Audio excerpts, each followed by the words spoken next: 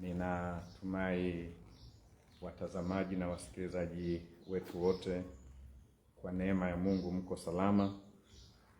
Na mchana huu leo tunakuletea kwa neema ya Mungu tafakari ya neno la Mungu kutoka katika kile kitabu cha Mathayo sura ile ya 5 na mstari ule wa 43 mpaka ule wa 44. Haya ni maneno muhimu sana ambayo Bwana wetu Yesu Kristo aliyasema katika mwanzo tu wa huduma yake. Wenzetu wengine wanaita Sermon on the Mount.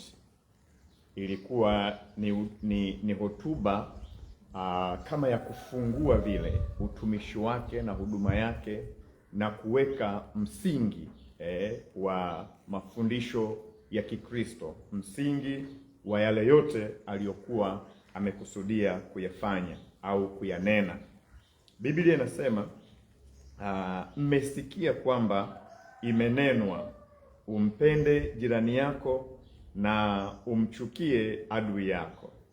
Lakini mimi nawaambia, wapendeni adui zenu, waombeeni wanaowaudhi, ili mpate kuwa wana wa Baba yenu aliye mbinguni. Mathayo sura ile ya 5 mstari wa 43 mpaka ule wa 45. Mstari wa 45 unasema, ili mpate kuwa wana wa Baba yenu aliye mbinguni, maana yeye huwaangazia jua lake waovu na wema, huwanyeshea mvua wenye haki na wasio haki.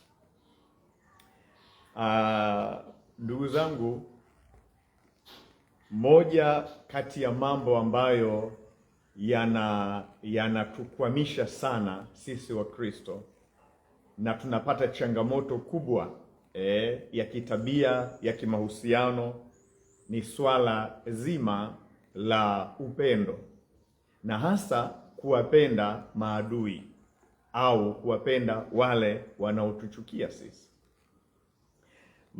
Maneno haya Yesu ni kama anafanyia marekebisho sheria ya Torati ambayo ilikuwa imeandikwa katika kile kitabu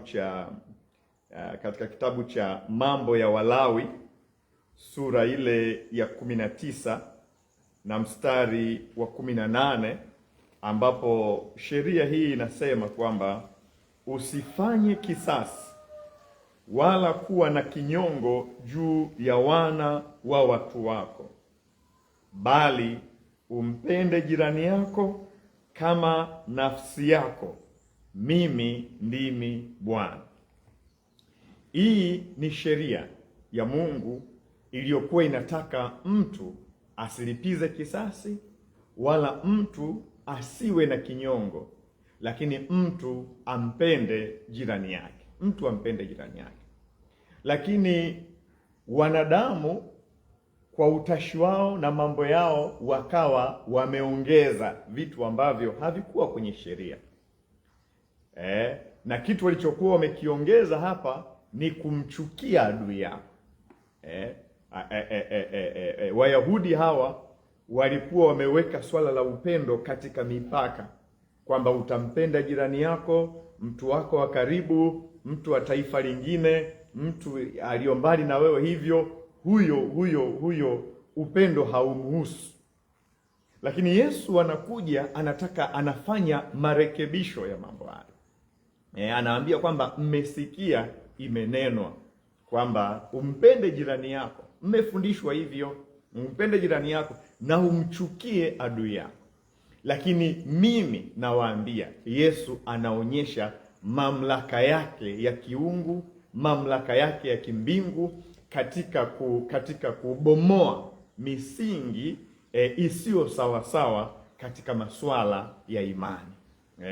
Leo hii unaweza ukaona Ukristo badala ya kutawaliwa na upendo, Ukristo unatawaliwa na chuki. Ukristo umetawaliwa na vinyongo. Ukristo umetawaliwa na visasi. kitu ambacho Yesu alikibomoa, hakukijenga katika msingi wake, Na hapa tunafeli kwa sababu unaangalia wakati mwingine aina ya mahubiri tunayohubiri, tunawatengenezea watu chuki badala ya kuwafanya watu wapendane. Aina ya mahubiri wakati mwingine tunayoitoa sisi wahubiri ni aina ya mahubiri ya kuwafanya watu waogopane, ya kuwafanya watu watengane, watu wachukiane, badala ya kuleta mahubiri ya kuwafanya watu wakae pamoja, watu wapendane, watu waheshimiane. Na ndio maana Yesu alipoulizwa na yule mwanasheria akamwambia, nifanye nini nipate kuurithi uzima wa milele? Yesu akamwambia, umezishika hizi amri 10 za Mungu? Yule mwanasheria akamwambia, mimi nimezishika hizo Bwana, tangu utoto wangu hizo mimi nimezishika, sina nani lolote. Yesu akamwambia basi vema, nenda kauze vyote ulivyo navyo, alafu unifuate. Lakini yule jamaa akitaka kujidai haki akamuuliza Yesu kwamba, kwani jirani yangu ni nani? Yesu akamtolea mfano akamwambia kwamba kuna mtu alikuwa anatoka Yeriko kwenda Yerusalem. Alikuwa anatoka Yerusalem kwenda Yeriko. Sasa alipofika hapo barabara njiani, yule mtu akapigwa na majambazi, akanyang'anywa mali yake, akawa yuko katika hali ya kufa. Kwa bahati nzuri akapita kuhani kabila moja, Myahudi, akamwangalia lakini akamwacha, hakumpa msaada. Akaja akapita Mlawi, mtumishi wa Mungu, akamwangalia, hakumpa msaada. Hawa ni Wayahudi wenzake, ni ndugu wa karibu, ni majirani hawa, lakini hawakumpa msaada. Lakini baadaye akapita Msamaria, mtu ambaye ni wa kabila jingine, si Myahudi, mtu ambaye alikuwa na uadui na Wayahudi.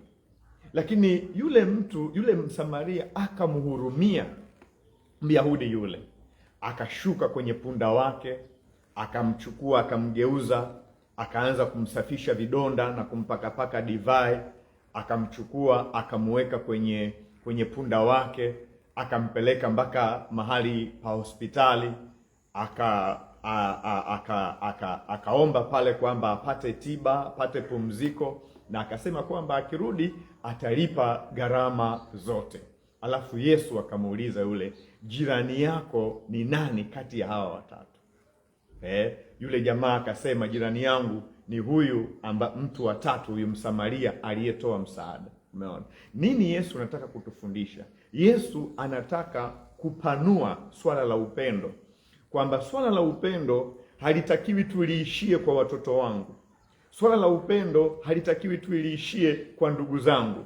Swala la upendo halitakiwi tu kuishia kwa watu wa taifa langu. Jirani yangu ni mtu yoyote anayehitaji msaada wangu, Kwa maana hiyo Yesu anapanua kwamba swala la upendo wa Mungu linatakiwa liende mpaka kwa wale watu ambao tunawaona ni maadui zetu, kwa sababu tukifanya hivyo, anasema tutakuwa watoto wa Mungu, kwa sababu Mungu yeye hachagui, anawanyeshea mvua wema na wabaya, na anaangaza jua kwa wema na wabaya bila kubagua. Kwa hiyo upendo wetu sisi hautakiwi uwe na mipaka, unatakiwa uende mpaka kwa maadui. Ndio maana Yesu anasema, mmesikia imenenwa kwamba mpende jirani yako na umchukie adui yako, lakini mimi nawaambia, wapendeni adui zenu. Sasa swali la msingi nikajiuliza kwamba upendo una nafasi gani kwa maadui zetu? Kwa sababu Yesu angeona kwamba upendo hauna nafasi yoyote, angesema wachukieni maadui zenu, lakini anasema wapendeni maadui zenu. Upendo una nafasi gani kwa maadui zetu? Manake Yesu anaona kitu kinachomfaa adui yako, sio hasira yako, sio kinyongo chako, sio chuki yako, lakini ni upendo. Ni upendo. Kwa hiyo ametukataza kwenye Walawi pale, anasema tusilipize kisasi wala tusionyeshe kinyongo, lakini tuwapende majirani zetu. Sasa kabla sijaangalia kwamba nafasi ya upendo kwa maadui zetu, labda nikueleze kidogo kwa habari ya kinyongo. Kama nilivyosema, Ukristo wetu wa sasa umetawaliwa na vinyongo, umetawaliwa na visasi, umetawaliwa na chuki badala ya upendo. Yesu anakataa hiyo, anafumua huo mfumo mbovu wa maisha, anaufumua kabisa. Kinyongo, ndugu zangu, ni hali ya kuhifadhi maumivu moyoni. Kinyongo ni hali ya kubeba hasira ya muda mrefu ndani ya moyo. Kinyongo ni kukumbuka makosa ya mtu kwa nia ya kulipiza au kumchukia. Unakumbuka makosa kwa nia ya kulipiza kisasi au kumchukia. Kinyongo ni kutokusamehe ndani ya moyo, hata kama nje unaonekana umesamehe. Kinyongo kwa sababu hiyo ni chuki iliyohifadhiwa moyoni kwa muda mrefu. Ni kumbukumbu yenye sumu inayokuja mara kwa mara. Inataka kisasi au kuona kwamba mtu mwingine akianguka na kuharibikiwa. Sasa haya ndio maisha tulionayo Wakristo wengi, maisha yaliyojawa vinyongo. Mchungaji ana kinyongo na waumini wake, waumini wana kinyongo na mchungaji, muumini ana kinyongo na muumini mwenzake.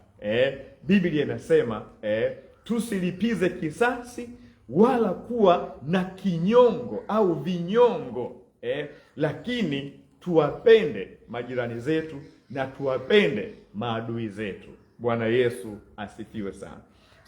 Sasa wewe jiangalie wewe mwenyewe. Inawezekana una kinyongo dhidi ya mama yako. Inawezekana una kinyongo dhidi ya jirani yako.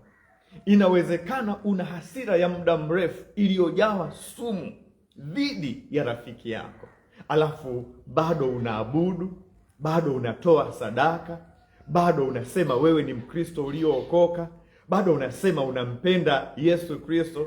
Sikia kwa makini. Kama unampenda Yesu anasema hivi, wapendeni adui zenu, waombeeni wale wanaowaudhi ninyi.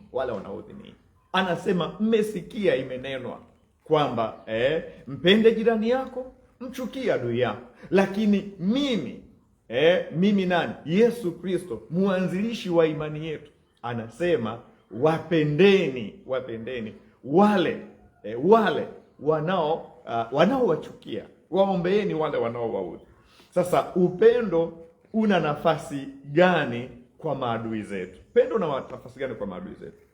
Kwa mtazamo wa kibinadamu, adui huonekana kama vile hastahili kupendwa au hastahili upendo. Hastahili upendo. Tunafikiri kwamba huyu ameniudhi sana, huyu ameniumiza sana, huyu amenisaliti, huyu ananichukia, kwa hiyo hastahili upendo, hastahili kupendwa. Hastahili kupendwa. Hivyo moyo wa kawaida unatamani sana kujilinda kwa chuki, kwa sababu amekuudhi, amekufanyia mabaya. Kwa hiyo unadhani kwamba unaweza ukajilinda dhidi yake kwa njia ya kumchukia, au kwa njia ya kulipiza mabaya aliyokufanyia, au kwa njia ya kumtenga, utaki kumuona, au kwa njia ya kumwangamiza kabisa. Kwa njia ya kumwangamiza. Katika ufalme wa Mungu mambo ni tofauti. Upendo una nafasi kubwa sana hata kwa adui. sio kwa wale tu wanaotupenda sisi, lakini hata kwa adui. Ndio maana Yesu anasisitiza, anasema wapendeni adui zenu, wapendeni adui zenu. Leo hii na mashaka, Wakristo wengi sana tunatamani miujiza, tunatamani baraka, tunatamani mambo makubwa makubwa, lakini tunashindwa kuishi ukweli huu, fundamental truth, ukweli wa msingi ambao Yesu anauweka kwenye maisha yetu ya Ukristo, kwamba pendo letu lazima livuke mipaka, liende mpaka kwa maadui, liende mpaka kwa watu wanaotuudhi. Pendo la Mungu ndani yetu liende mpaka kwa watu wanaotuchukia, mpaka kwa watu wanaotuchukia. Sasa nini tafsiri ya Yesu Kristo kuhusu adui? Nilijiuliza sana, Yesu anaposema kwamba wapendeni adui zenu, nini tafsiri ya Yesu Kristo kuhusu adui? Yesu alipoongea kuhusu adui hakumaanisha tu kwamba adui ni mtu wa vita, labda mtu wa vita au mpinzani wa taifa. Hakumaanisha hivyo tu, lakini Yesu katika mafundisho yake alipokuwa anasema tuwapende maadui zetu, alimaanisha kwamba adui ni mtu yeyote anayekuchukia, adui ni mtu yoyote anayekuumiza, adui ni mtu yoyote anayekupinga, adui ni mtu yoyote anayekutendea mabaya, adui ni mtu yoyote anayekutesa, adui ni mtu yoyote anayekuwa kinyume na wewe. Kwa sababu hiyo, ndugu zangu, tunaweza tukaona kama hii ndio tafsiri ya Yesu kwa habari ya adui, basi baba yangu anaweza kuwa adui wakati mwingine, mdogo wangu anaweza kuwa adui yangu, mama yangu anaweza kuwa adui yangu, ndugu yangu wa karibu anaweza kuwa adui yangu, jirani yangu anaweza kuwa adui yangu, kwa sababu anaweza kunitesa, anaweza kuwa kinyume na mimi, anaweza akanichukia, anaweza akaniumiza, anaweza akanipinga, na anaweza akanitendea mabaya. Naweza kutendewa mabaya na baba yangu, naweza kutendewa mabaya na ndugu zangu, naweza kutendewa mabaya na watu wangu wa karibu. Hao kwa tafsiri ya Yesu Kristo wanaweza wakawa ndugu zangu, lakini ni maadui zangu. Yesu anasemaje? Wapende hao. Amekuumiza, sawa, mpende. Amekuchukia, sawa, mpende. Ndio maana Yesu akasema kwenye Mathayo 5:44 anasema wapendeni adui zenu, waombeeni wanaowaudhi.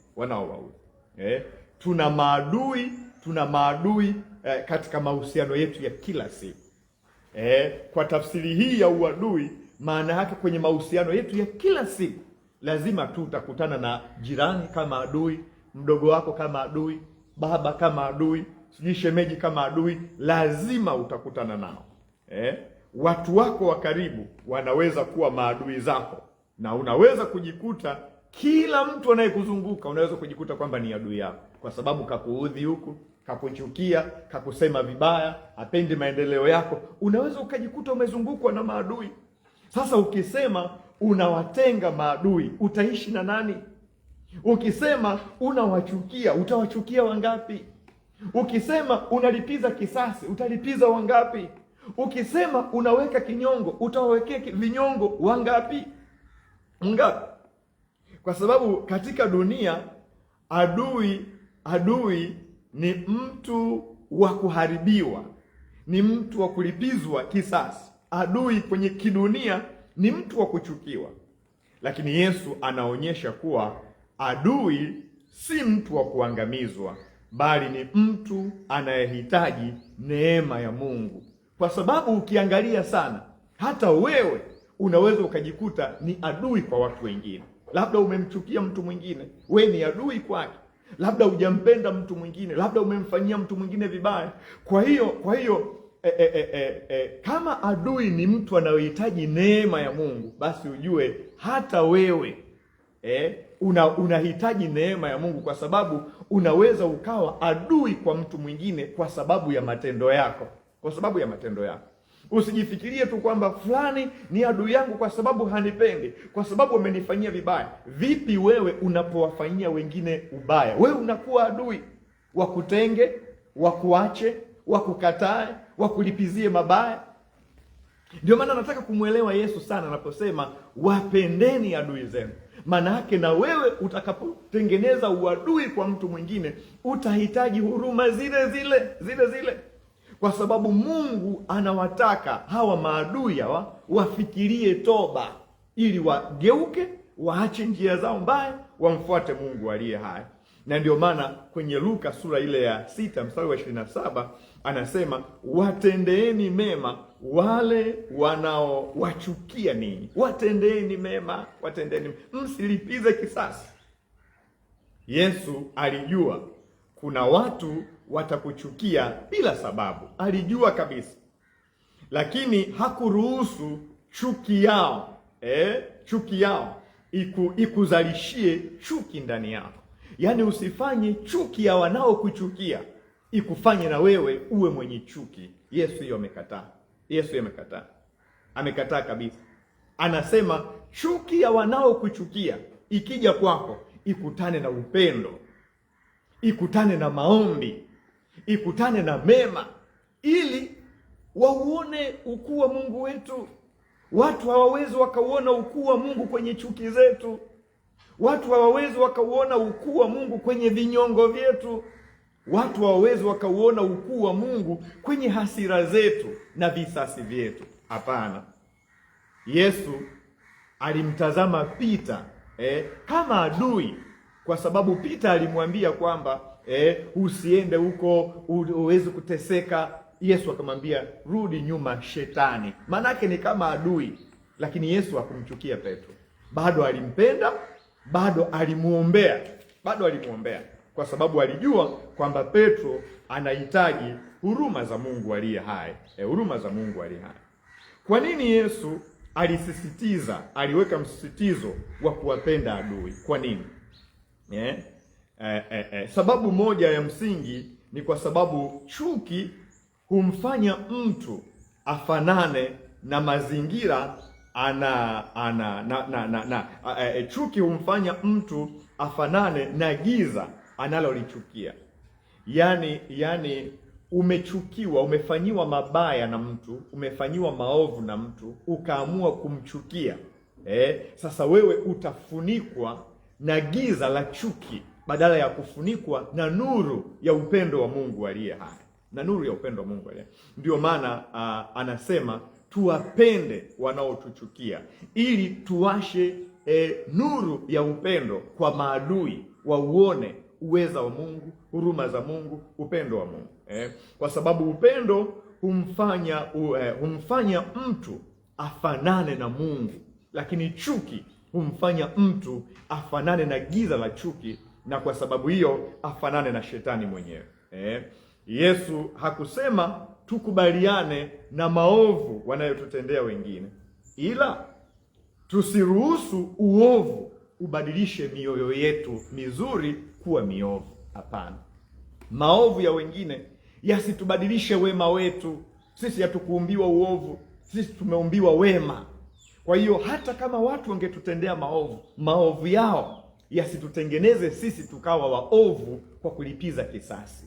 Maovu yao yaje yakutane na wema wa Mungu aliye hai. Ndio maana Yesu akasema pale msalabani, Baba, uwasamehe hao, kwa sababu hawajui watendalo. Mafundisho haya ya msingi kabisa. Leo kanisa ni kama limeacha mafundisho haya ya msingi. Tumejikita kwenye mambo makubwa ya miujiza, mambo ya baraka, mambo ya mafanikio, lakini tumeuacha ukweli wa msingi. Kwamba imenenwa tuwapende majirani, tuwachukie maadui. Lakini Yesu anafanya reformation kwamba tuwapende maadui na tuwaombee wale wanaotuudhi, kwa sababu maombi yanaondoa sumu ndani ya maudhi tuliyotendewa. Usipoomba wakati umeudhiwa, usipomuombea aliyokuudhi, manake sumu ya maudhi itaendelea kukutafuna na kuharibu maisha yako ya kiroho. Mafundisho haya ya msingi ya Bwana wetu Yesu Kristo. Ndiyo mafundisho ambayo kanisa la sasa tunayahitaji. Mafundisho haya tunayahitaji sisi wachungaji. Mafundisho haya yanahitajika kwa waumini. Mafundisho haya yanahitajika kwa ulimwengu, ili ulimwengu upate kupona. Hauhitaji chuki zetu. Ulimwengu upate kupona, hauhitaji hasira zetu. Ili ulimwengu upate kupona, unahitaji pendo la Mungu aliye hai, ambalo litadhihirika kupitia maisha yetu. Kupitia maisha yetu. Yesu anasema, mkinipenda mimi mtazishika amri zangu, na amri zake sio nzito.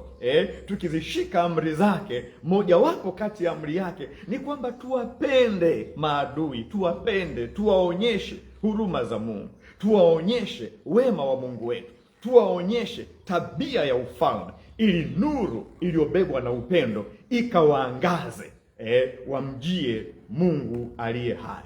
Inawezekana uko pale unaniangalia, umeweka chuki dhidi ya mama yako, umeweka chuki dhidi ya mdogo wako, umeweka chuki na vinyongo dhidi ya mchungaji wako, na vinyongo vinapoendelea, manake vinazalisha maneno mabaya, vinazalisha maneno ya hasira. Kinyongo kinazalisha maneno ya kukashifu watu, na kuchochea chuki, hasira na ghadhabu.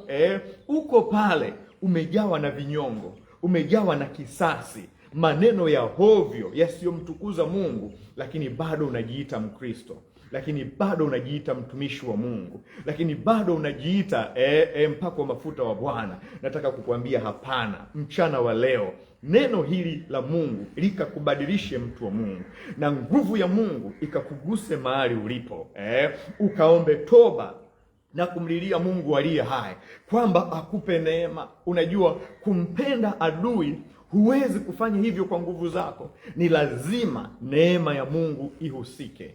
Nenda mbele ya msalaba wa Mungu aliye hai na kumwambia Bwana, nguvu ya msalaba ikaniwezeshe kuwapenda wale walioniumiza. Inawezekana siko karibu nao, lakini kutokuwa karibu nao haimaanishi nibebe chuki. Inawezekana nimejiwekea mipaka dhidi yao, lakini kuweka mipaka haimaanishi niwachukie, niweke kinyongo. Hapana. Nahitaji moyo wenye huruma wa kuweza kuwarehemu, kuwasamehe na kuwatendea vema wale wanaotuudhi na wanaotutendea vibaya. Muhurumie mama yako, muhurumie na kumsamehe mumeo. Ondoa kinyongo na chuki ulioweka dhidi ya mkeo. Ondoa kinyongo na chuki ulioweka dhidi ya mchungaji wako. Ondoa kinyongo na chuki ulioweka dhidi ya kanisa lako. Hiyo itaondoka kwa toba na kilio na maombi kwa Mungu aliye hai, na Mungu ni wa rehema. Uko pale unasema, mchungaji, naomba tuombe pamoja. Mimi niko tayari kabisa, nitaomba, na kama ukiamini kwa moyo, neema ya Mungu itakugusa hapo ulipo, na itaondoa na kuyeyusha chuki iliyogandamana kama barafu ndani ya moyo wako, kiasi kwamba umetengeneza uadui na ndugu zako wa karibu, umetengeneza uadui na majirani. Hapana, Mungu hataki hiyo. Ukifa leo utaenda wapi? Na chuki uliobeba moyoni mwako, ukifa leo utaenda mbingu gani na chuki uliobeba ndani ya moyo wako? Mungu wetu ni wa rehema. Kama alikurehemu wewe pia unapaswa kumrehemu mwingine. Kama hakuchukii wewe, pamoja na maovu yako bado akakupa mvua, pamoja na maovu yako bado amekupa jua, pamoja na maovu yako bado amekupa uhai. Una sababu gani ya kumchukia mwingine? Una sababu gani ya kumlipizia mabaya mwingine? Hebu beba moyo wa Mungu mchana huu wa leo. Baba mtakatifu, Mungu mwenye enzi yote, katika jina la Yesu Kristo aliye hai, neno lako Bwana limetuona jinsi ambavyo tumebeba chuki na vinyongo dhidi ya wachungaji wetu. Tumebeba chuki na vinyongo na visasi dhidi ya waumini wetu. Tumebeba chuki, vinyongo na visasi dhidi ya wazazi wetu, watoto wetu, ndugu zetu, wadogo zetu, kiasi kwamba Bwana, roho ya mauti imetushika. Tuko karibu kuua na kuangamiza. Baba, ninatubu kwa ajili yangu na kwa ajili ya msikilizaji wangu na mtazamaji ambaye Bwana anasikiliza neno lako wakati huu. Mungu mtakatifu, katika jina la Yesu Kristo aliye hai, ulimwengu umetufundisha kuchukia wengine. Ulimwengu umetufundisha kuchukia maadui na kuwatendea vibaya. Ulimwengu umetufundisha kuweka vinyongo. Ulimwengu umetufundisha kulipa kisasi. Lakini wewe umekuja na kubomoa mafundisho haya. Umetuambia kwamba tuwapende maadui. Hatuwezi kufanya hivyo Bwana kwa nguvu zetu wenyewe, isipokuwa umeachilia wingi wa neema na rehema zako katika maisha yetu. Msaidie mtu mmoja Bwana ambaye anaangalia na kusikiliza mafundisho haya Bwana Mungu, neema yako ikateremke kwenye moyo wake sasa, katika jina la Yesu Kristo aliye hai. Damu ya Yesu ikampatanishe na mama yake. Damu ya Yesu ikampatanishe na mdogo wake. Damu ya Yesu ikavunje ule uadui. Damu ya Yesu ikaondoe kinyongo cha muda mrefu. Damu ya Yesu ikaondoe roho ya mauti na uuaji. Damu ya Yesu ikatulete pamoja Bwana, katika jina la Yesu Kristo aliye hai, na kwa damu ya mwana kondoo. Mungu, ninaomba Bwana, nguvu yako mfalme wa falme ikamfungue mtu huyu, ikamfungue mama huyu, ikamfungue kijana huyu, ikamfungue mtumishi wa Mungu huyu, katika jina la Yesu Kristo aliye hai. Akawe huru Bwana kutoka kifungo cha chuki, akawe huru kutoka kifungo cha kinyongo, akawe huru kutoka kifungo Bwana cha kisasi, katika jina la Yesu Kristo aliye hai. Asante kwa baraka zako Bwana, asante kwa neema yako Jehova, katika jina la Yesu Kristo aliye hai. Natamka uponyaji wa moyo, natamka uponyaji wa fikra, natamka uponyaji wa hisia, katika jina la Yesu Kristo. Mungu akupe kufunguka, Mungu akupe kuachilia, Mungu akupe kurehemu na kusamehe, katika jina la Yesu Kristo aliye hai, na kwa damu ya mwana kondoo ninaomba na kukushukuru, amen. Mungu awabariki sana. Asanteni sana, mpaka wakati mwingine tutakapokuletea kipindi kama hiki. Mungu akubariki. Nenda ukaangaze kwa pendo la Mungu dhidi ya maadui wako. Mungu awabariki sana.